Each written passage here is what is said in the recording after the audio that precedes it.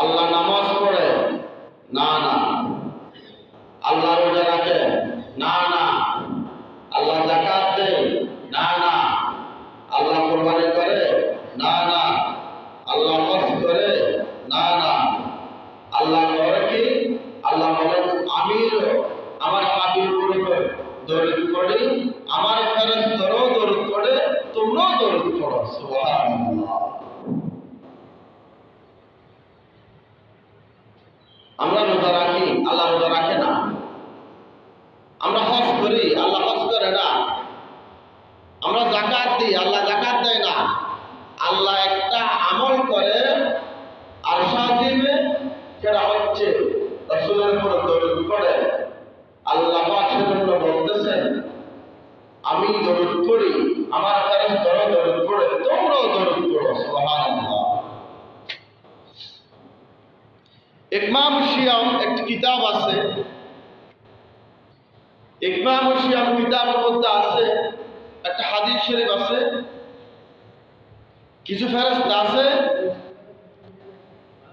দরুদ শরীফ কালেকশন করে। দুনিয়ার মধ্যে কিছু ফেরেশতা আছে আল্লাহ পাক নিযুক্ত করেছেন শুধু আল্লাহর হাবিবের দরুদ শরীফ কালেকশন করা। আল্লাহর হাবিবের দরুদ শরীফ কি করা? কালেকশন করা। আল্লাহু আকবার। দরুদ শরীফ কোথাও ফেলে জান্নাতি রুমাল পেঁচিয়ে রাসূল সাল্লাল্লাহু আলাইহি ওয়াসাল্লামের রওজা পাকের মধ্যে ফেরেশতারা গিয়ে বলে ফুলান ইবনে ফুলান অমুক করেছেন অমুক আপনার জন্য হাদিয়া পাঠিয়েছে। সুবহানাল্লাহ। কিছু ফেরেশতারা দরুদ শরীফ কালেকশন করে, দরুদ শরীফ নিয়ে রুমাল জান্নাতি রুমাল পেঁচিয়ে রওজা পাকের মধ্যে গিয়ে বলে ইয়া রাসূলুল্লাহ আন্না ফুলান ইবনে ফুলান অমুক করেছেন অমুক নাম সহ ছবি সহ আপনার জন্য কিছু হাদিয়া পাঠিয়েছে দরুদ শরীফ। সুবহানাল্লাহ। আচ্ছা, এই হাদিসের আলোকে আল্লামা খলিল আহমদ সারফুরি রহমতুল্লাহি আলাইহি তিনি বলেন মানুষ যখন কবরের মধ্যে দিবে তিনটি সওয়ালের সম্মুখীন হবে। যেখানে 2 নম্বর সওয়াল প্রশ্ন মান হাযার রাজুল, ফেরেশতারা জিজ্ঞাসা করবে, ফেরেশতারা জিজ্ঞাসা করবে এই লোকটা ছিল? রাসূল সাল্লাল্লাহু আলাইহি ওয়াসাল্লামের প্রতিটা প্রতিচ্ছবি কবর মুর্দা মানুষের পাশে রাসূল বসে থাকবে, প্রতিটা কবরের মধ্যে রাসূলের প্রতিচ্ছবি থাকবে। সুবহানাল্লাহ। সুবহানাল্লাহ। বাড়তি কি বলবেন তো মুখত বন্ধ কা বাড়তি কি বলবেন তো না? প্রতিটা কবরের মধ্যে রাসূল সাল্লাল্লাহু আলাইহি ওয়াসাল্লামের প্রতিচ্ছবি থাকবে। জিজ্ঞেস করবে মান হাযার রাজুল, এই লোকটাকে চিনো? তখন রাসূল যখন ফেরেশতারা প্রশ্ন করবে যদি রাসূল বলে হে ফেরেশতা আমি তো তাকে চিনি, তার নাম জানি, তার বাবার নামও জানি এবং ডেলি তার নাম আর তার বাবার নাম তার ছবি সহ ডেলি আমার কাছে উপস্থিত করা হতো। সুবহানাল্লাহ। যদি আল্লাহ রাসূল ফেরেশতাদের উত্তর আল্লাহ রাসূল নিজে দিয়ে দেয়, আল্লাহ রাসূল যদি নিজে উত্তর দিয়ে দেয় লোকটা তো আমি চিনি, এর বাবার নামও জানি, এর দাদার নামও জানি এবং এই লোকের নাম এবং এর বাবার নাম আমার কাছে ডেলি 200 বার উপস্থিত করা হতো। সুবহানাল্লাহ। কেমন কেমন হবে? ফেরেশতাদের প্রশ্নের উত্তর যদি রাসূল নিজে দিয়ে দেয়, উত্তরটা আল্লাহ মাসাল আল্লাহ নবুল্লাহ আমার সারবুরা তুলে দেবেন, তখন কি হবে? কেমন হবে? আল্লাহু আকবার। শুধু তাই নয়, লক্ষ লক্ষ কোটি কোটি মানুষ ময়দানে হাসরের ময়দান বিশাল, যেখানে সিদ্দিক আকবর রাদিয়াল্লাহু আনহু সবাই কাতার মধ্যে উপস্থিত হতেন। তখন যদি রাসূল সাল্লাল্লাহু আলাইহি ওয়াসাল্লাম যখন বলবে ফেরেশতা দেখো তো লোকটাকে ডাকো তো, এই লোকটা তো আমি চিনি, এই লোকের নামও জানি, এই লোকের বাবার নাম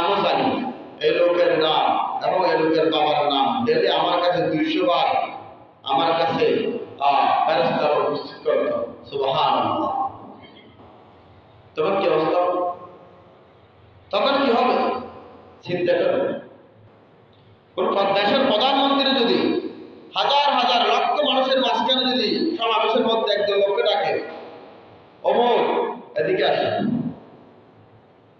তারপর দিন থেকে সাংবাদিকরা ওই লোকের পিছনে পড়বে না, কিরে প্রধানমন্ত্রী তোমার চিনি কিভাবে, ডাকছে কেন, সাংবাদিকরা পড়বে না।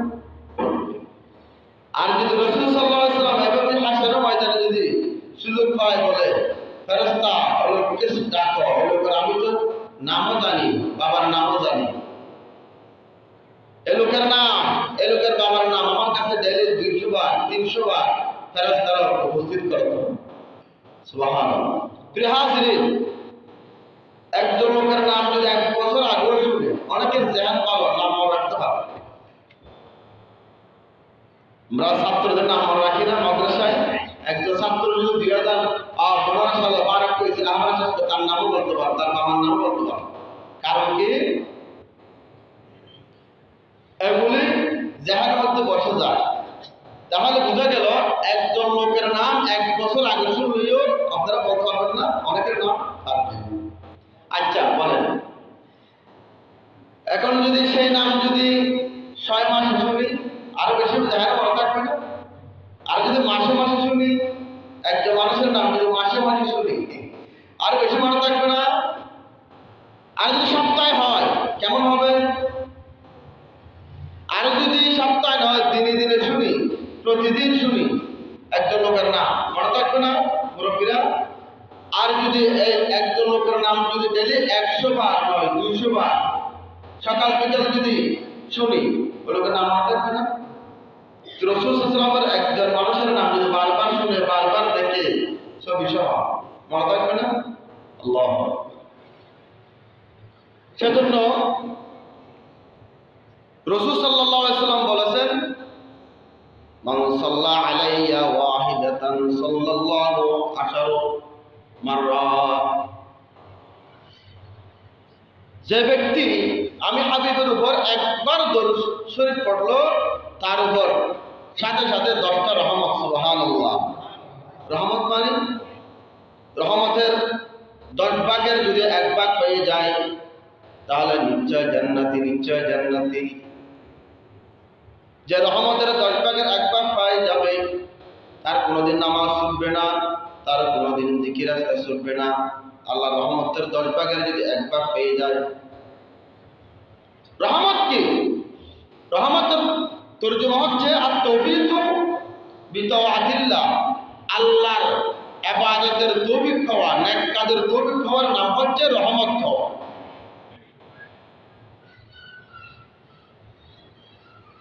একবার দরুদ শরীফ পড়লে সাথে সাথে 10টি রহমত। আল্লাহুম্মা সাল্লি আলা মুহাম্মদ পড়েন না, কবে পড়বেন? দুনিয়াতে পড়বেন নাকি মারা গেলে পড়বেন? কবে? বেঁচে থাকতে পড়বেন নাকি মারা গেলে পড়বেন? এখানে পড়েন না, 10 বার পড়েন। আল্লাহুম্মা সাল্লি আলা মুহাম্মদ, আল্লাহুম্মা সাল্লি আলা মুহাম্মদ, আল্লাহুম্মা সাল্লি আলা মুহাম্মদ, আল্লাহুম্মা সাল্লি আলা মুহাম্মদ, আল্লাহুম্মা সাল্লি আলা মুহাম্মদ, আল্লাহুম্মা সাল্লি আলা মুহাম্মদ, আল্লাহুম্মা সাল্লি আলা মুহাম্মদ, আল্লাহুম্মা সাল্লি আলা মুহাম্মদ, আল্লাহুম্মা সাল্লি আলা মুহাম্মদ, আল্লাহুম্মা সাল্লি আলা মুহাম্মদ। হে আল্লাহ, আপনি আপনার হাবিবের উপর রহমত পাঠান। সুবহানাল্লাহ।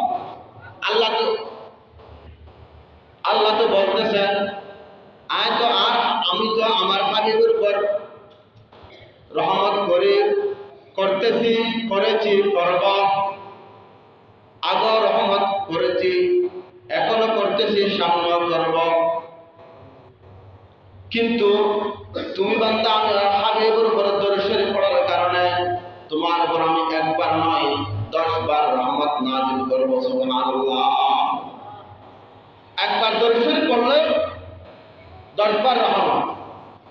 1 বার দরুদ শরীফ পড়লে 10টি গুনাহ আল্লাহ মাফ করে দিবেন। সুবহানাল্লাহ। 1 বার দরুদ শরীফ পড়লে 10টা নেকি দিয়ে আপনার আমলনামার মধ্যে ভরিয়ে দিবেন কে? আল্লাহ। 10টি রহমত নাযিল করবেন, 10টি গুনাহ মাফ করবেন, 10টি দরজাত বুলন্দ করবেন। সুবহানাল্লাহ। দরুদ শরীফ একবার সংক্ষেপে কবে পড়বেন?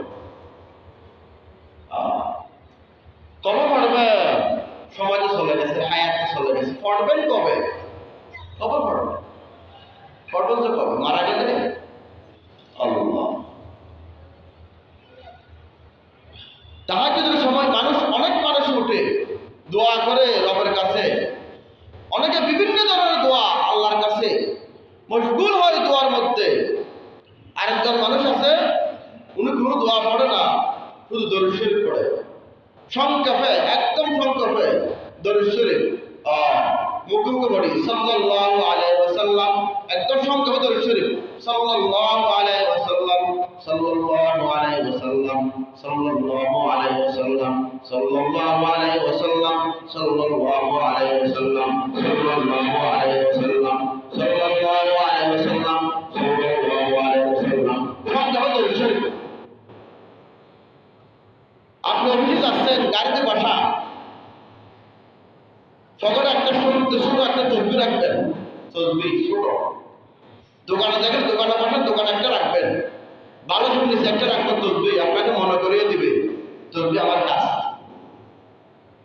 যেখানে যেখানে বসেন সেখানে একটা তসবিহ রাখবেন, এখানে পড়েন না, না পড়ে বসে থাকলে গাড়িতে লস কার হবে? লস আপনার না। গাড়িতে পড়লে লাভ কার, লস কার? লাভ আমার, লস হয়। দোকানে বসে থাকছি, দরুদ শরীফ সাল্লাল্লাহু আলাইহি ওয়াসাল্লাম পড়লে লাভ কার, লস কার? লাভ কার, লস কার?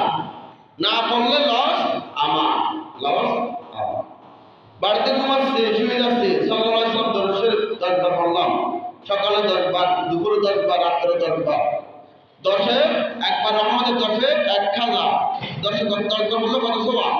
1000, 1000-এ 10,000, 10,000-এ 10,000-এ একবার যদি 10 বার হয়, একবার যদি 10 বার রহমত দেয়, তাহলে 1000 বারে কতবার?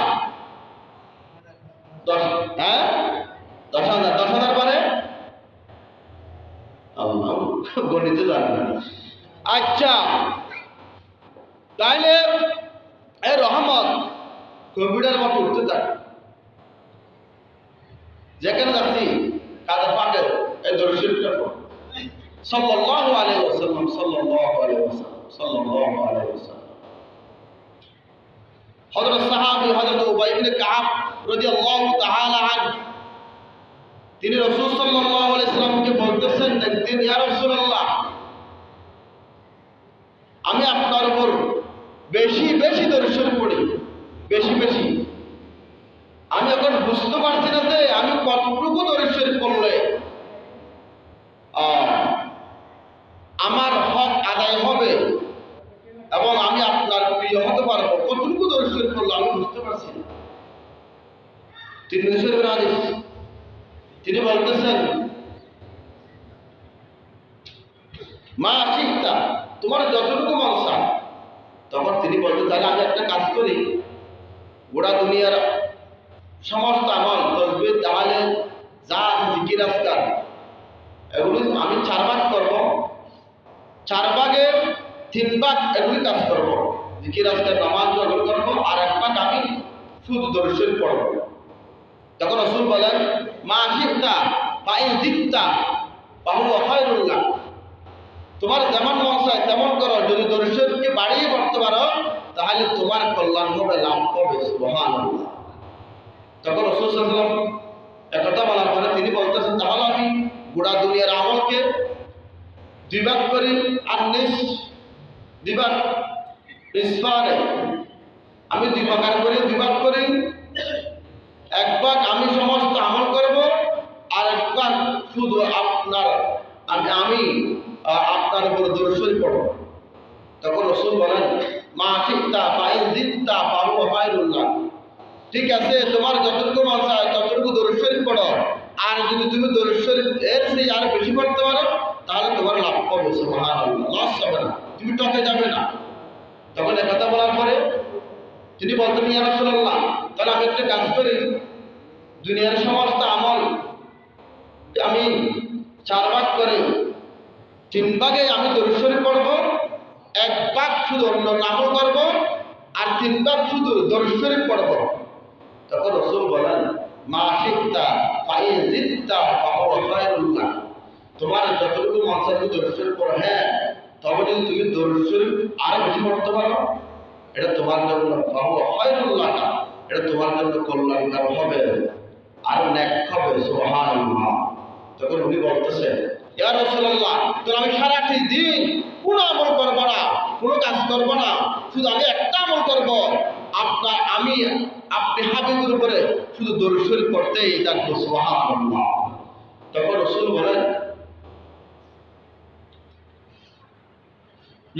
তুমি যদি আমার উপর সারাদিন দরুদ শরীফ পড়ো, তাহলে শুনে রাখো, ইয়াকফি হাম্মাকা ওয়া ইয়াগফিরু যামবাকা, ইয়াকফি হাম্মাকা ওয়া ইয়াগফিরু লাকা।